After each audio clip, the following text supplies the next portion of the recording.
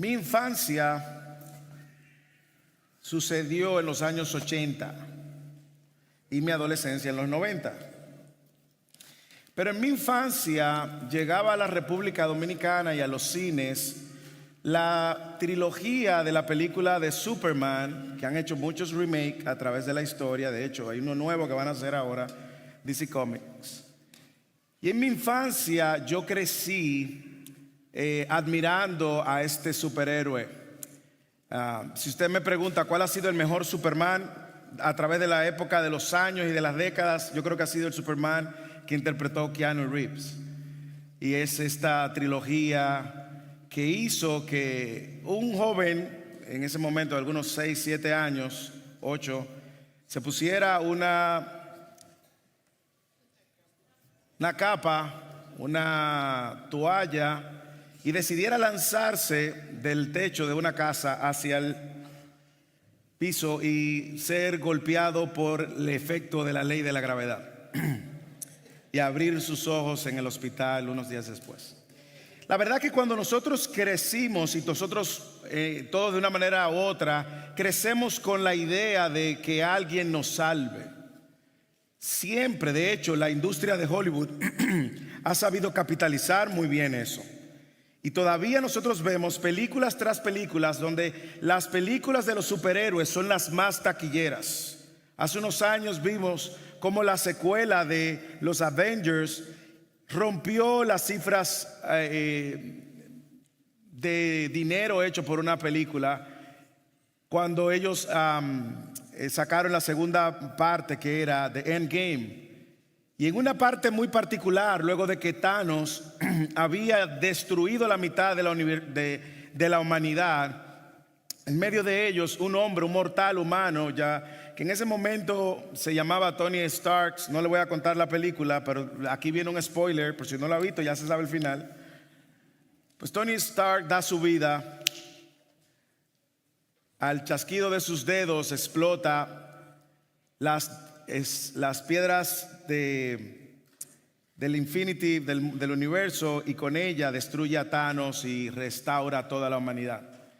Y la verdad es que nosotros siempre anhelamos un Salvador, siempre esperamos un Salvador, queremos un Salvador. Pero si usted se da cuenta, en cada una de esas historias de superhéroe, usted notará que el Salvador llega cuando la humanidad se ha dado cuenta de su incapacidad de poder salvarse.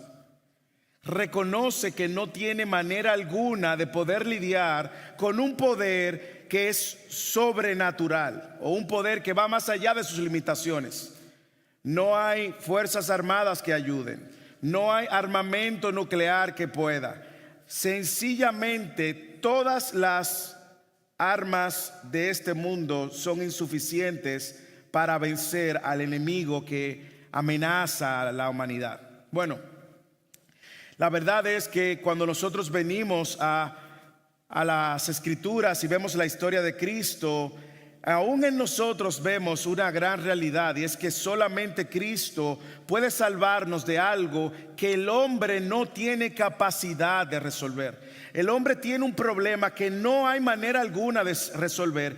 Y escuche bien, no es hasta que el hombre se da cuenta de la incapacidad de poder resolver el problema de la salvación eterna de su alma, no es hasta ese momento donde ve su miseria espiritual, su incapacidad de poder salvarse por sí mismo, que puede correr a los brazos del único Salvador. Nosotros estamos en la continuación de una serie, Para esto ha nacido, y como hemos dicho, el enfoque principal es ayudarnos a mantener delante de nosotros el propósito del nacimiento. El propósito del nacimiento, y por eso el primer sermón, si usted lo recuerda, fue para recordarnos que Jesús nació para ser la luz, sacarnos de las tinieblas, ser la luz de este mundo. Luego nosotros vimos cómo Jesús nació para darnos vida y una vida abundante. Luego la semana pasada vimos que Jesús nació para hacer la voluntad del Padre. Y hoy nos corresponde hablar de esto. Jesús nació para salvar. Es importante que usted y yo mantengamos delante de nosotros el propósito de la celebración. Jesús nació para salvar. La razón por la cual usted y yo celebramos lo que celebramos en esta época no es por los regalos, aunque son buenos, no es por reunir a la familia, aunque es bueno. La razón por la que celebramos el nacimiento de Jesús es para recordar que Jesús un día nació, pero que luego Él creció, vivió para nosotros y murió por nosotros, de manera que ahora nosotros podamos tener una correcta relación con Dios. De hecho, uno de los padres de la iglesia, Ireneo, que fue uno de los padres de la iglesia del primer y segundo siglo, en su libro Contra las herejías, él dice: porque como nosotros no podemos salvarnos,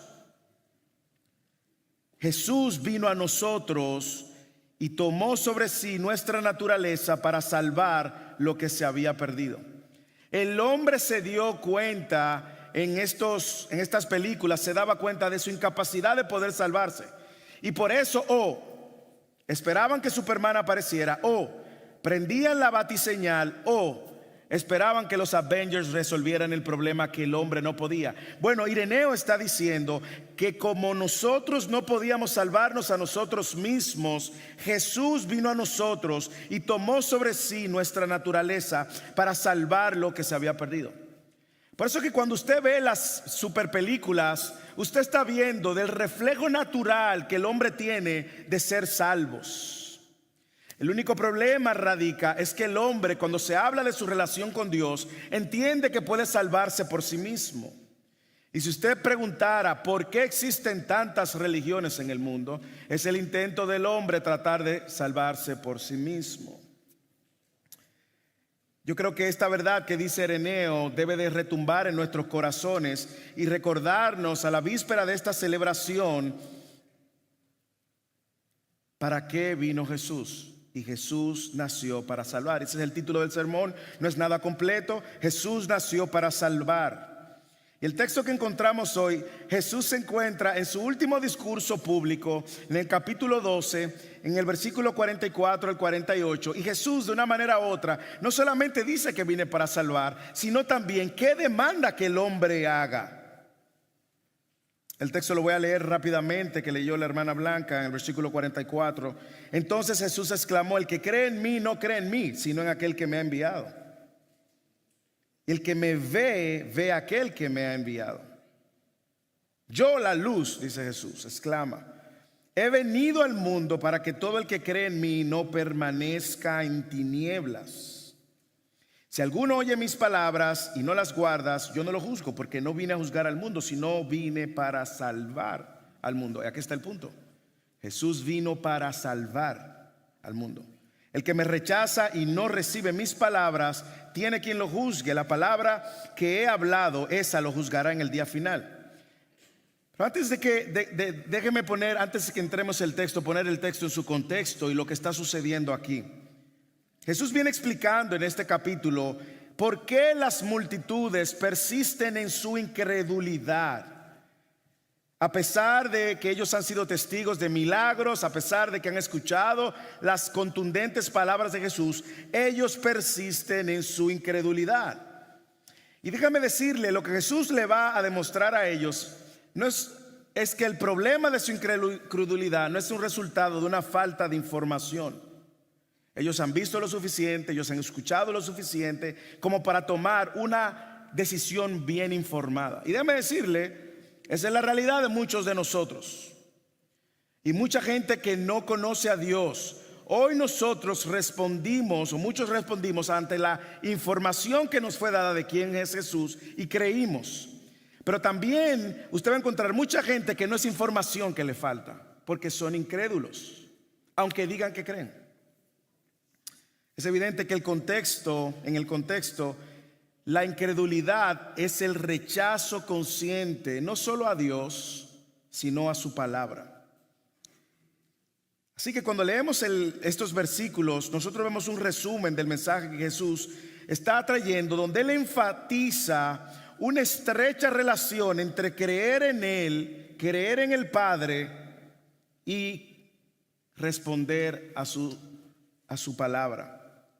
Así que la idea que nosotros queremos en esta mañana, que usted capture, cautive, guarde, mastique, repita, rumee, es esta: todo cristiano, no quiero decir verdadero cristiano, porque no deberíamos ni siquiera hacer la implicación, pero todo cristiano cree y acepta que Jesús es Dios, quien nació para salvar a los pecadores, sacándolos de las tinieblas y guiándolos a obedecer su palabra. Todo el sermón va a girar en torno de esa idea. Todo cristiano cree y acepta que Jesús es Dios, quien nació para salvar a los pecadores, sacándolos de las tinieblas y guiándolos a obedecer su palabra. Ahora, si usted vuelve al texto conmigo en el versículo 44 al 48 y lee con detenimiento, usted se va a dar cuenta que en esta porción Jesús hace un énfasis muy claro en la respuesta que el hombre debe de dar ante la buena noticia de que Él vino para salvar. Lo voy a repetir. Si usted lee el texto, usted va a notar que en esta porción hay una expectativa de aquel que dice creer. Usted no puede decir creer si creer no trae consigo una respuesta. Y usted le voy a demostrar por las escrituras que esta ha sido la manera como Jesús siempre lo ha dicho y lo ha presentado. Así que por esto Jesús, de manera muy intencional y consciente, invita a la audiencia de incrédulos a creer.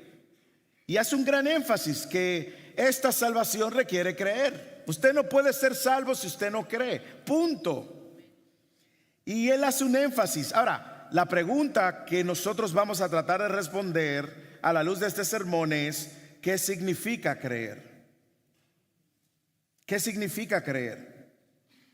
¿Qué significa creer en Jesús? O más aún, ¿qué quiere Jesús que estos incrédulos crean de Él?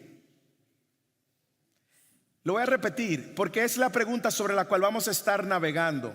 ¿Qué significa creer y qué quiere Jesús que esta audiencia original crea acerca de Él? Yo creo que a la luz del texto tres cosas. Pudiéramos sacar más y pellizcar el texto, pero usted sabe que a la luz del texto tres cosas. Creer en Jesús es creer que Él es Dios, versículo 44 al 45. Dos, creer en Jesús es no permanecer en tinieblas, versículo 46. Y tres, creer en Jesús es creer que Él vino para salvar, versículos finales, 46 al 48, 47, 48. Veamos lo primero. ¿Qué quiere Jesús que estos incrédulos crean de Él? ¿Qué significa creer?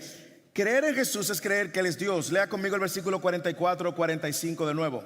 Entonces Jesús exclamó. Interesante, ¿eh? Esto parece como un grito. Jesús exclamó. Así que usted no puede esperar que estas palabras que continúan después de su exclamación fueran en un tono pasivo necesariamente. Jesús, al exclamar, está poniendo un énfasis, una entonación, un peso, un sentido, un significado.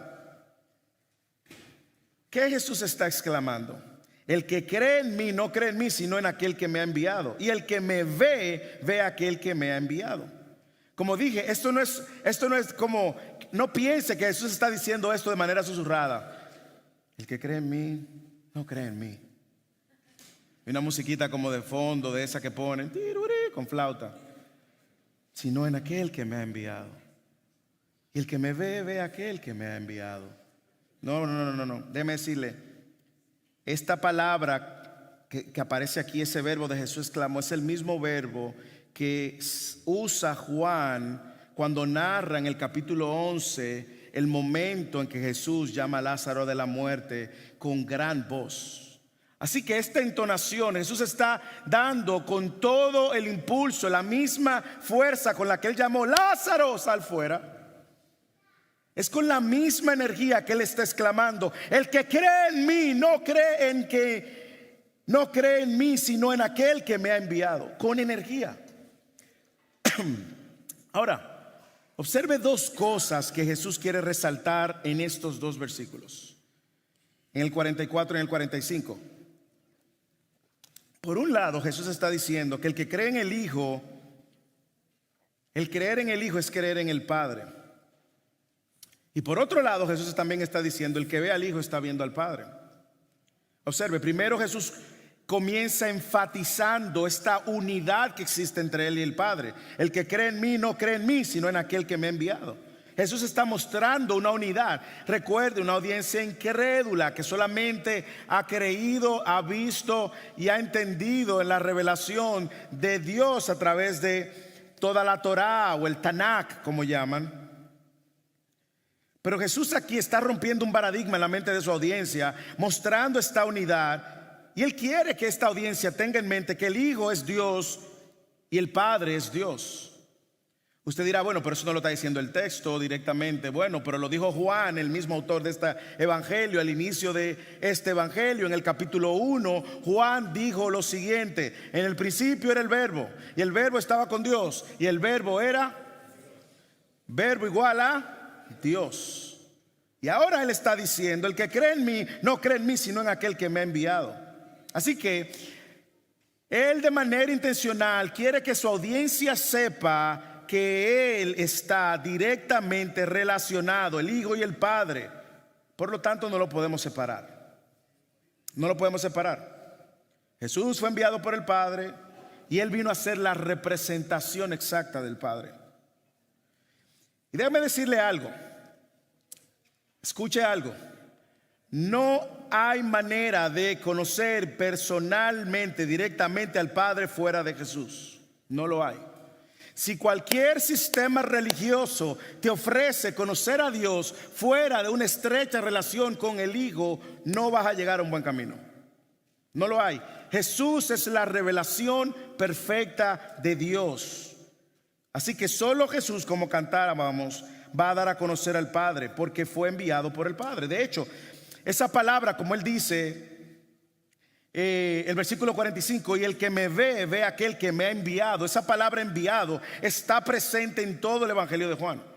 En el capítulo 6, en el capítulo 3, versículo 16, de tal manera amó Dios al mundo que ha enviado. El versículo 17 dice, porque Dios no envió a su Hijo al mundo para juzgarlo, sino para que el mundo sea salvo. 34, porque aquel a quien Dios ha enviado, del capítulo 3, habla las palabras de Dios, pues Él da el Espíritu sin medida. Así que Jesús no solo está diciendo que creer en Él es algo independiente del Padre, sino que Jesús está diciendo que creer en Él es creer también en el Padre, es creer en Dios. No lo podemos separar. Déjame ponerlo de una manera más simple. La manifestación de tu fe en Dios, escuche bien, porque usted va a tener probablemente muchas oportunidades de tener conversaciones alrededor de la mesa en los próximos días acerca del nacimiento y de la celebración.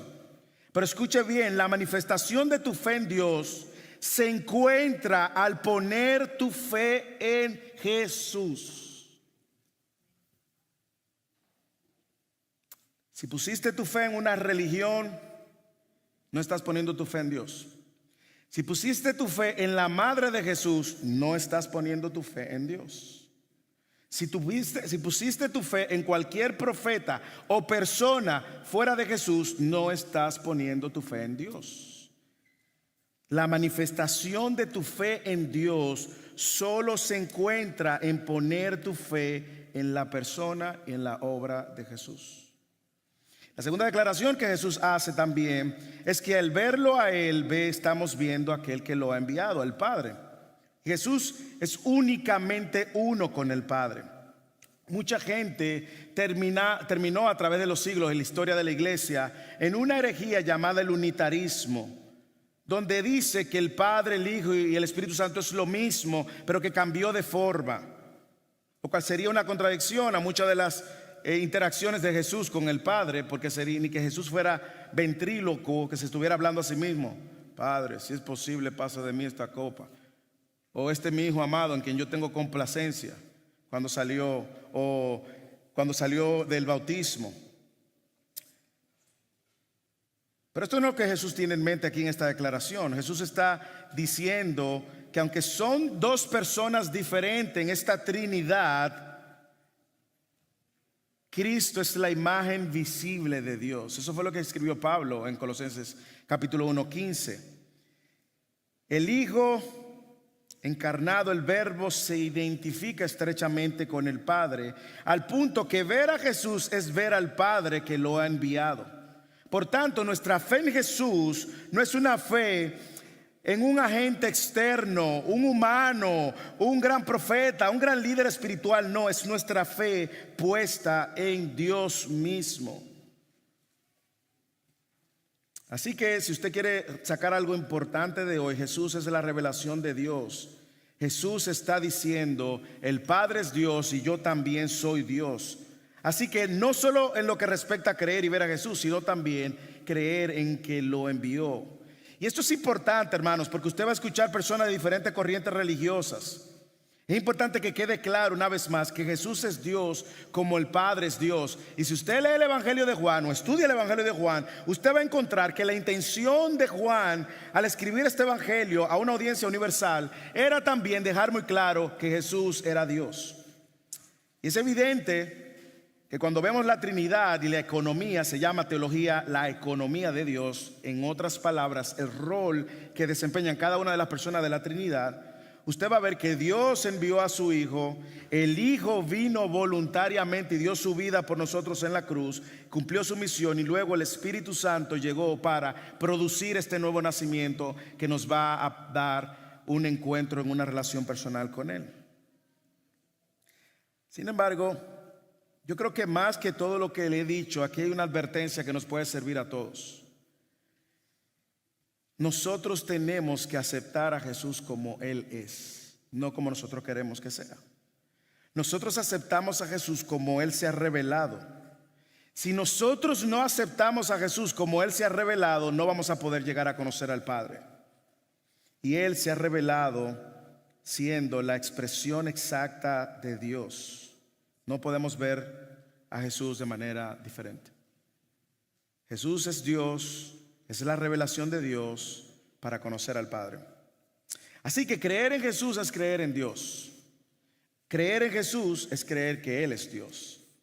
Lo segundo, Jesús hablándole a esta audiencia incrédula, una audiencia que no ha creído a su anuncio, que ha visto muchos milagros. Jesús quiere que ellos recuerden que creer en Jesús es también no permanecer en tinieblas. Lea el versículo 46.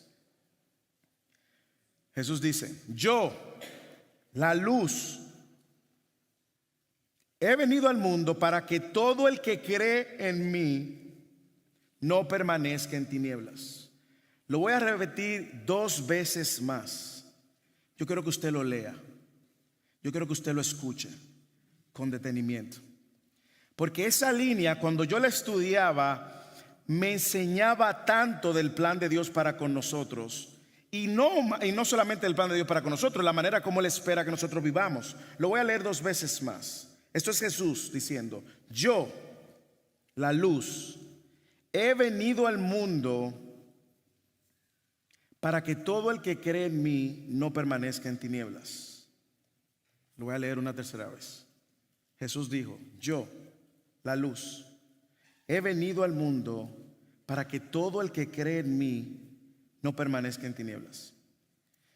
Mire, hermano, desempacar esto puede tomarnos el resto del tiempo. Y el último punto es esencial en esta serie.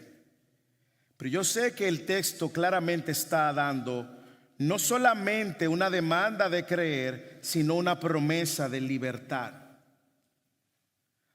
El creer trae consigo el compromiso de Él mismo de iluminar nuestra vida, lo más oscuro de nuestra vida, al punto que nos demos cuenta de lo podrido, pecadores, miserables que somos, y podamos salir del estado de pecado y miseria por el poder mismo del Espíritu de Dios. Léalo con detenimiento. Jesús está diciendo: Él vino al mundo para que el que cree en Él no permanezca en tinieblas. En otras palabras, hay una garantía misma de Dios para que aquel que cree en Él no permanezca igual como está cuando, o peor, como cuando Jesús lo encontró. Jesús está poniendo aquí su palabra. Por eso en el mismo Evangelio de Juan Él dice: al que el Hijo os libertare, ¿qué dice? Seré verdaderamente libre. Así que Él está dando una última oportunidad, según el Evangelio de Juan, a su audiencia de entender, de no permanecer en tinieblas. Los que creen en Él, aceptan sus enseñanzas, no van a estar tropezando continuamente en la oscuridad y en las tinieblas de su ignorancia. Por eso Jesús hace una relación entre luz y tinieblas. Porque es que en el momento en que la luz vino a nuestras vidas, ya usted por default debe de ser hábil, capaz de ver su propia tiniebla, de ver sus propios pecados. Antes usted no lo veía, ahora lo ve. Y no solamente lo ve, si usted que no quiere permanecer en él, ahora usted quiere seguir la luz. Así que Jesús está ofreciendo un pensamiento similar a lo que nosotros vimos en el capítulo 1 con el primer sermón de esta serie, como el tema de la luz viene desde el capítulo 1. Y déjame hacerle un recorrido para que usted entienda que esto es importante, ya que nosotros cantamos en estos cánticos navideños acerca de la paz, de la luz, y la luz vino al mundo y todo lo demás. En el capítulo 1, déjame hacer un recorrido del mismo libro. Ojee conmigo, vaya al capítulo 1. Ojee conmigo, versículo 4. Ese sonido que se escuche. Por eso hay que traer su Biblia física, porque si no usted se pierde de la danza de las hojas de la Biblia. Juan capítulo 1, versículo 4. En él estaba la vida, y la vida era la luz de los hombres. La luz brilla ¿dónde? En las tinieblas. Las tinieblas no la comprendieron. En el capítulo 3, 2 páginas más, versículo 19. Y este es el juicio, que la luz vino al mundo y los hombres amaron más las tinieblas que la luz, pues sus acciones eran malas. Yo no sé si usted está viendo la intención del autor. Yo quiero que usted me acompañe, porque en la última vez que él hace referencia es en el capítulo 12 de la luz. Él está diciendo claramente: la luz vino, la luz es Jesús. Los hombres no amaron a Jesús. No le interesó para nada la luz. Amaron más sus tinieblas. Capítulo 8, siga conmigo. Siga hojeando ahí, que se escuche el sonido y la melodía de las páginas. Y los hermanos que están en digitales también ahí, el tocar de sus. Capítulo 8, versículo 12. Entonces Jesús les habló otra vez diciendo: yo soy la luz del mundo. Escuche, escuche, escuche. El que me sigue, dice Jesús, el que me sigue no andará en tinieblas, sino que tendrá la luz de la vida. Escuche, escuche. Jesús dijo: yo soy la luz del mundo. El que me sigue no andará en tinieblas, sino que tendrá la luz de la vida. Aquí hay una relación directa en el propósito de Jesús venir al mundo, ser la luz del mundo, para que aquel que le siga no puede seguir en tinieblas. Yo no sé si usted entiende de qué manera eso me está hablando a mí. A mí. Yo no lo estoy diciendo a usted, pero a mí. No es posible que si yo sigo a Jesús, yo continúe en tinieblas. Y tinieblas igual a una vida de pecado. Tinieblas igual a ocultar mi pecado. Tinieblas igual a no sacar y confesar mis pecados. Tinieblas igual a muchas cosas. Pero Jesús está diciendo que hay una relación luz-tinieblas, y el que sigue a Jesús y el que no sigue a Jesús. Pero no se queda ahí. Al hacer esta afirmación de yo soy la luz del mundo, esa del capítulo 8, él lo hizo en el contexto de la fiesta de los tabernáculos, y en esa fiesta había muchas velas encendidas. Y ahí es donde Jesús se pone en pie en medio de toda esta celebración. Pero en el mismo capítulo 12 donde estamos, vamos al capítulo 12, donde estamos, ya aterrizamos a donde llegamos. El versículo 35, que no lo cubrimos hoy. Jesús entonces les dijo: Todavía por un poco de tiempo la luz estará entre ustedes. Caminen mientras tengan la luz, para que no los sorprenda las tinieblas. Y él dice algo que es muy cierto: el que anda en la oscuridad no sabe dónde va. Así que mientras tienen la luz, crean en la luz, para que sean hijos de la luz. Yo no sé si usted está entendiendo ahora por qué ahora en el mismo capítulo 12 Jesús vuelve y remata el anuncio, redirigiendo a la gente una vez más hacia Él, que es la luz. Y dice: yo la luz, versículo 46, yo la luz, dice, he venido al mundo. Él nació, Él vivió una vida perfecta. Su vida ahora de perfección sin pecado iba a ser la vida que iba a ser imputada a todo el que cree en Él. Y ahora esa vida perfecta, su muerte y su resurrección, esa razón por la que Él vino, es para que todo el que cree ya no permanezca en tinieblas. En otras palabras, Jesús está diciendo que Él es quien saca de las tinieblas a todo aquel que está en tinieblas y cree en Él. Y la razón por la cual este mundo es un mundo de oscuridad y de tantas tinieblas, la razón por la cual vivimos en un mundo de oscuridad y de tinieblas, es porque es un mundo donde Cristo no está presente.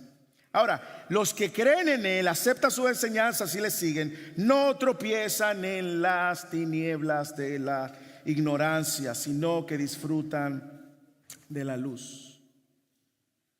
Ahora, no solamente nos saca de las tinieblas, sino que también Él nos da una clara evidencia de que estamos en la luz, para que no permanezcamos en tinieblas. Yo no sé si usted está entendiendo que lo que Jesús está diciendo es que cuando Él vino, Él cambió tu estado presente y futuro.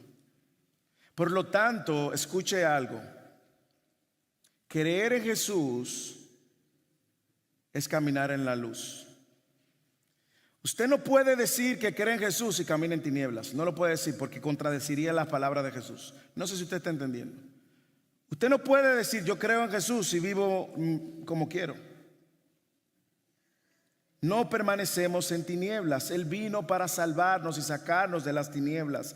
Y la manifestación de esta salvación que Cristo trajo justamente fue para sacarnos de un reino a otro reino. Ahora, algunas preguntas que quiero hacerle, de manera que podamos evaluar nuestra propia condición. Primero, usted puede ver la luz. No estoy hablando de esa luz. Usted puede ver la luz de Cristo. Usted mira así, ok. Segunda pregunta: usted puede ver la oscuridad de donde Dios te sacó. Tercera pregunta: usted puede reconocer que fue por la obra de Cristo, solo por la obra de Cristo, que usted salió de las tinieblas. Usted puede ver el llamado del cristiano a no permanecer en las tinieblas, sino permanecer fuera de las tinieblas. Usted lo puede ver. Este texto también es un llamado a considerar nuestro andar y nuestro caminar. O caminamos en la luz o seguimos en las tinieblas. Andar en tinieblas, hermanos, en pocas palabras, para no quedarnos en la metáfora del uso de la palabra, es andar en pecado, punto. Andar en tinieblas es andar en pecado. Andar en pecado es vivir en pecado. Andar en pecado es ocultar también nuestro pecado. Yo siempre traigo a la luz el testimonio de un hermano que en su bautismo él dijo estas palabras: yo antes no veía mi pecado. Claro, estaba en tinieblas. Pero desde el momento en que la luz llega, usted ve todo.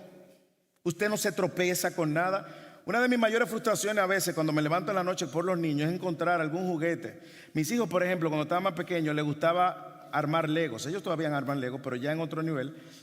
Hermanos, no hay una mayor prueba de tu corazón y de la abundancia de tu corazón cuando tú descalzo pisas un lego, la piececita de un lego, porque tú no lo ves.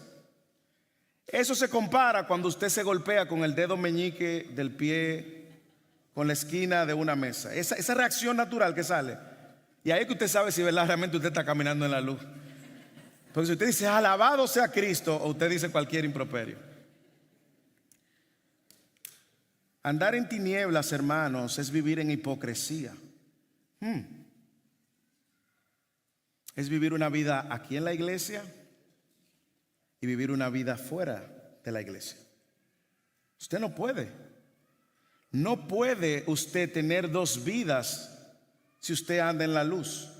Andar en tinieblas es vivir una vida en engaño. Usted puede engañar a uno por un tiempo, pero no todo el tiempo, no a todos todo el tiempo. Andar en tinieblas es ocultar el pecado,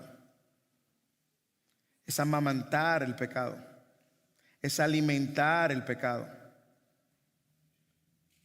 Así que si tú estás aquí, estás en la oscuridad del pecado, esclavo del pecado, yo te animo a que creas que Jesús vino a libertarte del pecado. Que lo creas por la fe. Jesús vino al mundo para que al creer en Él no permanezcamos en tinieblas. Así que no es creer en una parte de Jesús, como hemos visto, no es creer tu propia versión de Jesús, es creer que Jesús es quien Él dijo ser y Jesús promete y cumple lo que Él dijo en sus hijos y Jesús no quiere nada con las tinieblas. Hermanos, yo sé que todos pecamos de una manera u otra, todos pecamos, pero una cosa es que yo peque, resbale, y otra cosa es que yo viva, disfrute, amamante, cultive, oculte mi pecado. Todo tipo de pecados. Usted lo puede poner desde lo más pequeño hasta los más graves por la sociedad. El esposo que le esconde a su esposa una infidelidad por años. Y viene a la iglesia, alaba al Señor y todo lo demás, pero está siendo infiel a su esposa. O viceversa. O el hermano que está engañando en su trabajo y que trabaja, vamos a suponer, no sé en qué, en Amazon o en Walmart, Spark, y va y toma y no deja el paquete y se lo roba y viene a la iglesia, adora al Señor. No sé, usted le ponga su ejemplo. Un hijo de Dios sale de las tinieblas, no porque por sus propias fuerzas pueda, sino porque la obra de Cristo está sacándolo poderosamente de las tinieblas. Yo quiero hacerte una pregunta más. Y es si hay áreas en tu vida donde tú permaneces en tiniebla. Hay áreas en tu vida donde tú no te interesa en lo absoluto sacarla a la luz, que están ocultas. Yo quiero recordarte las palabras de Jesús. Jesús, yo, la luz, vine al mundo para que el que crea en mí no permanezca en tinieblas. No hay manera que un hijo de Dios pueda permanecer en el lugar de donde Cristo lo sacó. Así que creer en Jesús es creer que Él es Dios. Creer en Jesús es no permanecer en tinieblas. Se supone que el cristiano que ha creído que Jesús es quien Él es, ha creído que Jesús hace lo que Él promete, ha creído que ha recibido una nueva naturaleza y consecuentemente ha creído que no va a permanecer donde estaba antes. Por eso en las entrevistas de miembros, en el proceso de membresía, siempre nosotros tratamos de ver si hubo un antes y un después, dónde entró Jesús en la historia, dónde hubo un clic, dónde tu vida. Pero lo que el texto deja claro es que Jesús mismo garantiza sacarnos de las tinieblas. De hecho, esas son las palabras que Pedro usa, en primera de Pedro capítulo 2, que dice: ustedes son linaje escogido, nación santa, pueblo adquirido por Dios, para que anuncien las virtudes de aquel que los sacó de las tinieblas a su luz admirable. Finalmente, creer en Jesús, yo diría que es lo esencial de este sermón, es creer que Él vino para salvar. Él vino para salvar a los pecadores como nosotros, hermanos. Él vino para salvar a pecadores que no merecíamos la salvación, Creer en Jesús es creer que es el único medio capaz de darnos lo que nosotros no merecíamos. Lee el versículo 47 y 48. Y mientras usted lee el versículo 47 y 48, observe, no lea rápido, observe la relación entre la salvación y creer en la palabra de Él. Observe. Si alguno oye mis palabras, dice Jesús, y no las guarda, yo no lo juzgo, porque no vine a juzgar al mundo en su primera venida, sino a salvar al mundo. Él vino a salvar al mundo. La primera venida de Jesús, Él vino a salvar al mundo. Versículo 48. El 48. El que me rechaza, que es lo contrario de creer, y no recibe mis palabras, tiene quien lo juzgue. La palabra que he hablado, esa lo juzgará en el día final. Ahora observe lo que está pasando aquí. Jesús está advirtiendo a su audiencia. Jesús está tirando una advertencia final, mostrando incluso la relación entre creer en quien Él es y lo que Él ha dicho y la salvación. Si alguno oye mis palabras y no la guarda, yo no lo juzgo, porque yo no vine a juzgar al mundo, sino a salvar al mundo. El que me rechaza y no recibe mis palabras, tiene quien lo juzgue. La palabra que he hablado, esa la juzgará en el día final. Vamos a poner esto de una manera simple. Si alguno oye mis palabras y la guarda, es salvo. El que rechaza y no recibe mis palabras, no es salvo. En pocas palabras. Pero yo no sé si usted puede ver que Él le está diciendo, aquí no se trata solo de todo lo que ustedes han escuchado. Aquí no se trata solo de oír mis palabras. No es solo ser oidores de mi palabra. Y de hecho, esa palabra que él usa aquí, Juan, el apóstol Juan, guardar, ha aparecido ya cerca de 6 veces. Y en todas las veces que aparece la palabra guardar mis palabras, está asociada a una respuesta para la salvación. Juan 8:51. Si alguno guarda mi palabra, no probará jamás la muerte. Juan 14:15. Si ustedes me aman, guardarán mis mandamientos. Ahora, tengo que hacer un paréntesis aquí. A ver el tiempo. Tengo que hacer un paréntesis. ¿No le llama la atención que esta palabra aquí está dejando claro la manifestación de cómo nosotros amamos a Dios? Si alguno me ama, guardará mis mandamientos. Si ustedes me aman, guardarán mis mandamientos. Usted se puede dar cuenta aquí que no hay manera de amar a Dios a su propia manera. Usted lo puede ver. Usted no puede decir, no, yo tengo una relación con Dios. Dios me conoce. No. Hay una manera donde Dios dice que como que lo aman. No, nosotros no amamos como queremos a Dios. Él dejó muy claro cómo Él quiere que lo amen. Versículo 24 repite lo mismo del capítulo 14, lo mismo que el 15. Si ustedes me aman, guarda mis mandamientos. En el 24 dice, si alguien me ama, guardará mi palabra, y mi Padre lo amará, y vendremos a Él y haremos con Él morada. Usted ve la relación entre creer, guardar y la salvación. Lo que deja claro, hermanos, es que la respuesta coherente de todo aquel que cree es que la respuesta coherente, todo el que cree va a abrazar, guardar y obedecer la palabra. Y déjeme aclararle esto: usted no es salvo por guardar la ley, usted es salvo por creer que Jesús es el Salvador. Sin embargo, la respuesta y la manifestación de que usted ha creído es que ahora usted va a poder, por el Espíritu Santo, hacer lo que antes usted no podía hacer, que era lo que yo no podía hacer: obedecer. Juan usa esta palabra guardar y lo vincula a la salvación que Jesús ofrece a todos los que creen. Lee ahora el versículo 47 del capítulo 12. Si alguno oye mis palabras y no la guarda. No guardar, déjeme decirle lo que no significa. Guardar no significa que usted la guarde en la mesita de noche. Tampoco significa tenerla abierta en el Salmo 91. Polvo y polvo. Tampoco significa ponerla en la guantera del carro para sacarla el próximo domingo. Eso no significa guardar. Lo que está diciendo aquí que guardar está directamente relacionado a una respuesta lógica en obediencia, donde ahora yo no solamente escucho la palabra de Jesús, sino que respondo porque creo que esas palabras son autoridad y son verdaderas.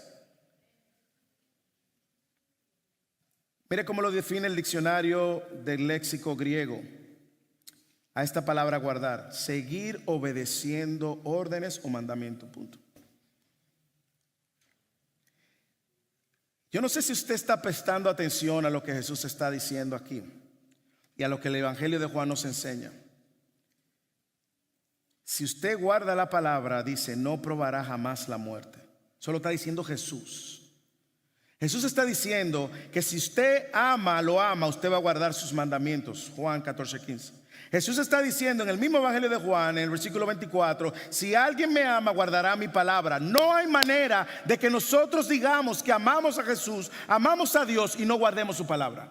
No lo hay. Y si hay una discrepancia entre nosotros guardar y obedecer la palabra de Dios y decir que amamos a Jesús, hay un problema. Y déjeme decirle, el problema no viene de Dios. Por lo tanto, la respuesta lógica, hermanos, es que nosotros entendamos que creer para ser salvo, creemos en quien es Jesús, y ese creer demanda una respuesta coherente y lógica. Bueno, Jesús, si tú eres el Hijo de Dios, Dios encarnado, si toda autoridad te ha sido dada y tú eres ahora el Señor del cielo y la tierra y también de mi vida, pues yo hago lo que tú digas. Yo no hago lo que yo quiero. Yo no vivo como yo quiero. Yo no tengo mi propia versión de mi relación contigo. Aquí hay una sola versión y es la versión que Dios nos ha dado. Déjeme recordar algunas de las palabras que Jesús dijo en el mismo Evangelio de Juan para que usted entienda la relación que existe entre una respuesta a esta salvación que Él nos ha dado. Como Él lo ha dicho, demanda una respuesta. Creer en que Él vino para salvar, requiere venir a Él como la única provisión para saciar nuestras necesidades. Juan 6, voy a usar el Evangelio de Juan, no voy a salir del Evangelio de Juan. Juan 6:35, Jesús les dijo, yo soy el pan de vida. Aquí viene la respuesta. El que viene a mí no tendrá hambre, y el que cree en mí nunca tendrá sed. Requiere requiere reconocer que en este mundo creado nada puede satisfacerme completamente. Solo hay una persona y hay una obra capaz de llenar y traer plenitud a mi alma, a mi hambre, de saciar todas mis ansiedades y a la sed que tengo. Solo hay una persona y una obra, es la persona de Jesús, quien vino para salvar, hermanos. Pero requiere una respuesta. Usted lo ve. Yo soy el pan de vida. Hay que reconocer que usted y yo tenemos hambre. Tenemos una hambre espiritual y hemos buscado por todas partes. Tenemos una sed y hemos tratado de saciar esta hambre y esta sed con todo lo que este mundo ofrece. Nada de este mundo va a poder saciarte. Lo vas a probar todo y siempre te vas a quedar insatisfecho. Pero Jesús está diciendo, yo soy el pan. Yo soy el pan, y el que viene en mí no tendrá hambre, y el que cree en mí nunca va a tener sed. Hable con una persona que camina con Cristo, que anda con Cristo, que ha creído en Cristo. Usted va a ver cómo su vida está floreciendo porque se ha plantado en el lugar que le trae una vida plena y abundante. Creer que Él vino para salvar requiere también seguirle a Él y no seguir en tinieblas. Juan 8:12. Jesús les habló otra vez diciendo, yo soy la luz del mundo. Estos son los yo soy de Juan. Yo soy la luz del mundo. El que me sigue no andará en tinieblas, sino que tendrá la luz de la vida. Yo tengo que seguirle. Tengo que seguir la luz. Tengo que seguir la luz. La luz que antes no podía ver y que ahora por gracia creo y veo. Creer que Él vino para salvar requiere entrar por Él para una relación correcta con Él, de protección. Yo soy la puerta, si alguno entra por mí, será salvo, y entrará y saldrá y hallará pasto. Hermanos, y la analogía que él está usando aquí indiscutiblemente garantiza no solamente salvación, dice será salvo, sino también protección, libertad, provisión. Creer que Él vino para salvar requiere vivir y creer en Él. Tan simple como eso. Juan 11:25. Jesús le contestó. Mire qué interesante diálogo. Marta y Jesús. Jesús respondiéndole a Marta. Marta, yo soy la resurrección y la vida. El que cree en mí, aunque muera, vivirá. Y todo el que vive y cree en mí no morirá jamás. Hermano, escucha. Lo peor que nos puede pasar en esta tierra no es perder tu salud, no es perder tus bienes, no es perder tu cuenta bancaria, no es perder tus relaciones, no es perder un ser querido. Lo peor que nos puede pasar en esta tierra es perder tu vida. Y de eso, que es lo peor que nos puede pasar, porque todo lo demás se puede restaurar, ya Jesús proveyó una garantía de resurrección. Una garantía de resurrección.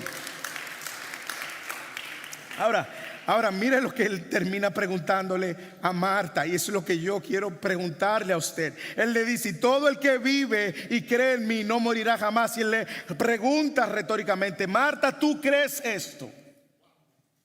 La pregunta es si usted y yo creemos eso. Es si usted y yo creemos que verdaderamente la provisión de Dios para mi vida por medio de Cristo no se limita a los 30, 40, 60, 80, 90, 100 años que yo vivo en esta tierra. La provisión de Dios para mi vida pasa el umbral de la vida y la muerte. Y en Cristo, solo en Cristo, escuche, solo aquel que murió y resucitó y es la vida puede ofrecer vida a aquellos que mueren en Él. Solo en Cristo. Y Jesús está diciendo: yo soy. Yo soy. ¿Usted cree eso, hermanos? Por eso Jesús ata y conecta la salvación sobre la base de creer en quien Él es y creer lo que Él ha dicho. No podemos llegar a esta celebración un año más con una idea propia de que Jesús es ese niño que se quedó en el pesebre. Algunos se quedan adorándolo en el pesebre. Gran problema. Pues ese niño, si usted no adora al niño Jesús, está adorando un ídolo. Ese no es Jesús. Ok. Ese no es Jesús. Sino que este tiempo nos lleva a reflexionar que todo lo que Él vino a hacer para salvarnos descansa sobre la base de que la gente crea que Él es quien Él dijo que Él es. Versículo 47.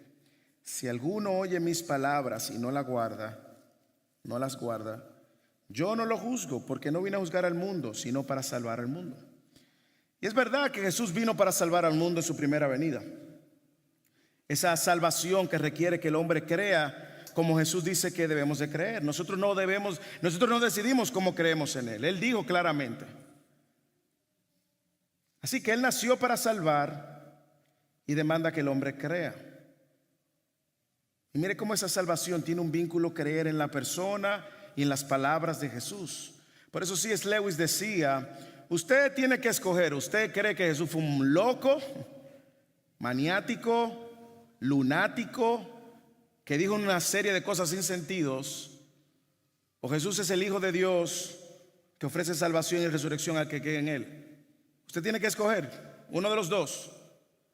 Porque o solamente un lunático dice todo lo que acabamos de leer, o Dios mismo. Dios ha querido vincular, escuche bien, la salvación a su palabra, y ha sido así soberanamente. La declaración de su palabra es la obra de salvación. Dios siempre se mueve y se ha movido por la declaración de su palabra. Génesis, Dios dio vida por su palabra. A lo largo del Antiguo Testamento, la palabra de Dios fue la luz, el camino que hizo que este pueblo se diferenciara de las demás naciones. Aún la fe que usted y yo tenemos viene por el oír. La palabra, Romanos 10:17. Así que la fe viene por el oír. ¿El oír qué? El oír cuentos, chistes, canciones. Bueno, si es una canción que declara la palabra de Dios, sí. El oír el testimonio de la señora que se fue al infierno y vio en el infierno a las hermanas que usaban pintalabios. No, hermanos. La fe viene del oír, y el oír por la palabra de Cristo. En otras palabras, usted y yo podemos hoy oír la voz de Dios, ver la luz, porque en algún momento de nuestras vidas escuchamos la palabra de Cristo. Esa palabra que viene cargada de una buena noticia, que nos recuerda que estábamos muertos, necesitados de un Salvador, y que Cristo era la única provisión, porque solo sus palabras tienen el poder de abrir nuestros oídos y nuestros ojos para ver, oír y creer. Y de ahí, luego que veo, escucho y veo la luz, entonces corro a la salvación. No hay una persona que haya visto su miseria, haya visto el proveedor y se quede en el mismo lugar en las tinieblas.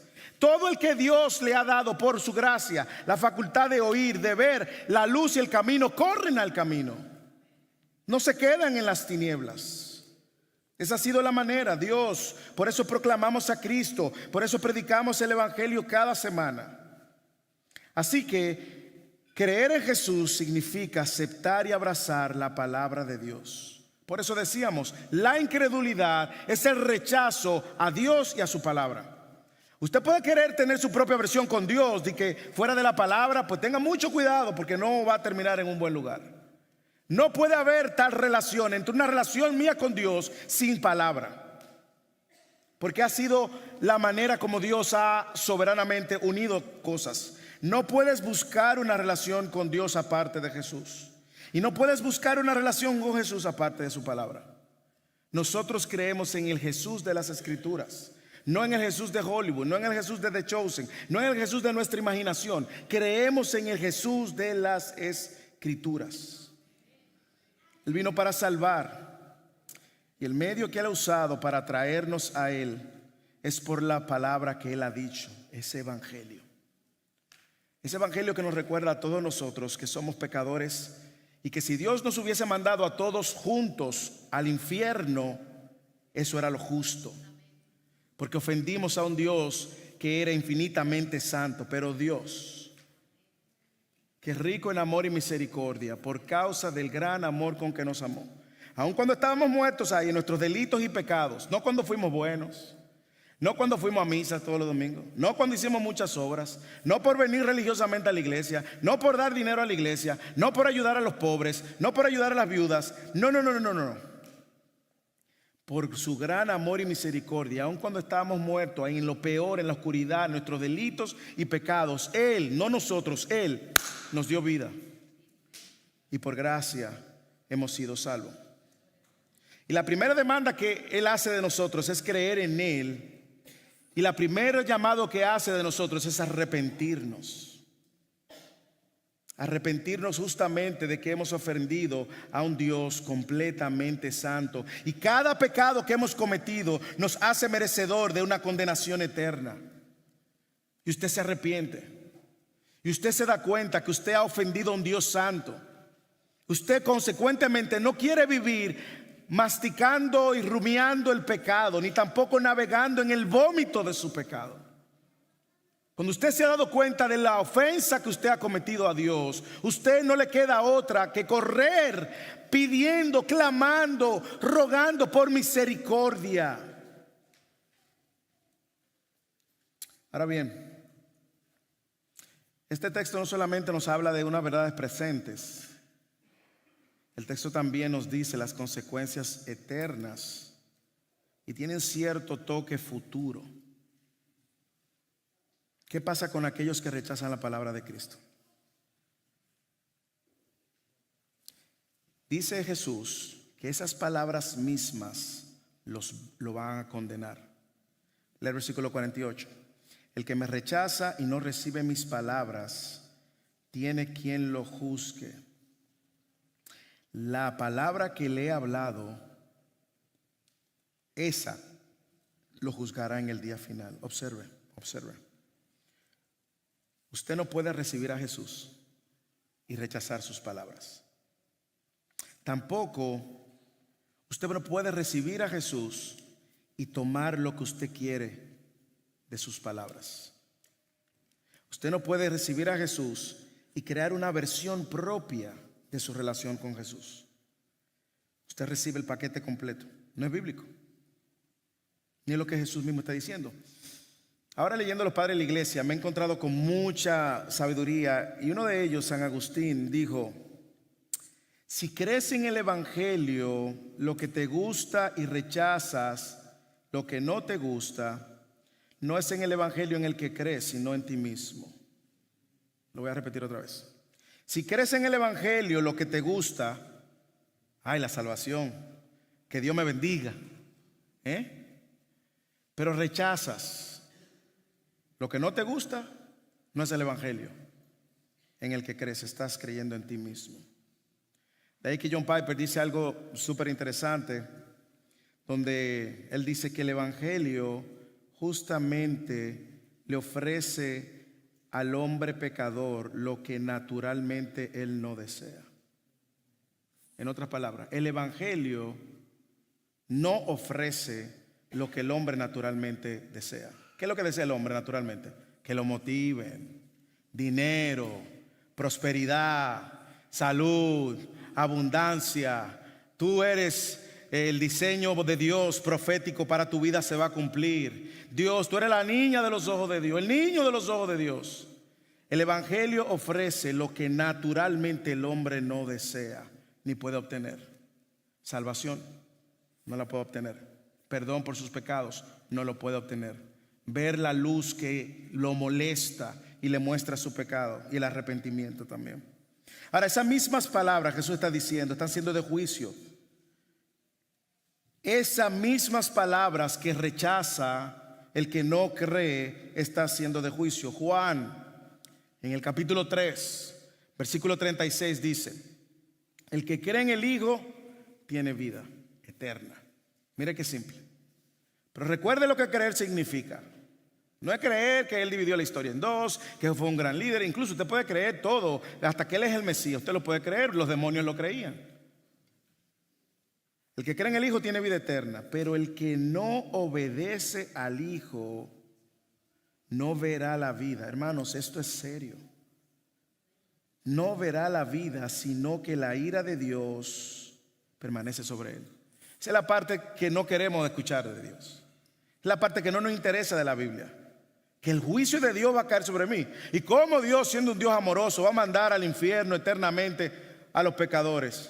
Bueno, porque Dios es completamente santo y no quiere nada con el pecado, ni con el pecador que no se arrepiente. Así que estas palabras no solo traen vida, sino que si las rechazas, traen un juicio eterno. Como dije, la primera venida de Jesús fue para salvar el mundo. Él lo dijo: yo vine para salvar al mundo. Pero la segunda venida, escuche bien, Él viene a juzgar al mundo.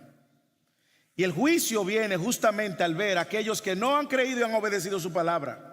Y esa misma palabra ya los juzga.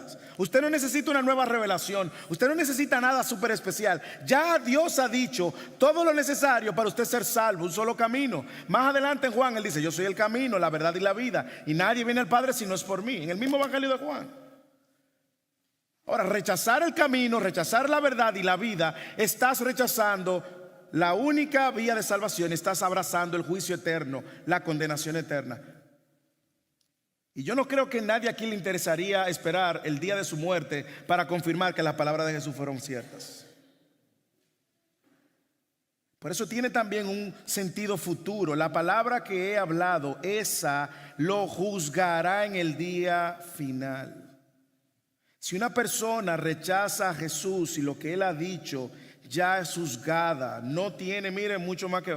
Cuando muera, usted va a resucitar para una condenación eterna, porque usted rechazó la provisión de salvación.